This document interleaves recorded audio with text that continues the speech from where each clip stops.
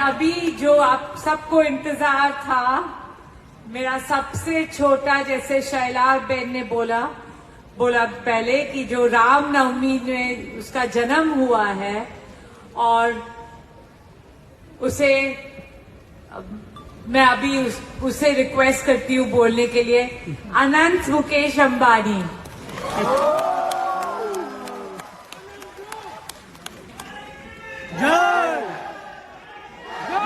जय श्री राम।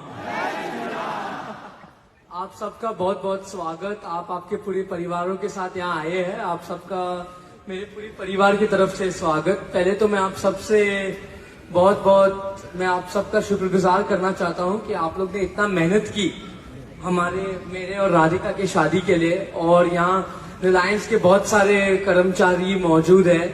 यहाँ हमारे HN हॉस्पिटल के बहुत सारे कर्मचारी मौजूद है और JWC टीम की बहुत सारे कर्मचारी यहाँ मौजूद है। उनका बहुत मैं शुक्रगुजार करना चाहता हूँ। JWC टीम के कारण ये सब हुआ जो आज हम सब महसूस कर रहे हैं, ये JWC टीम की कड़ी मेहनत के कारण है। एक बार जोर से JWC टीम के लिए ताली मारते हैं।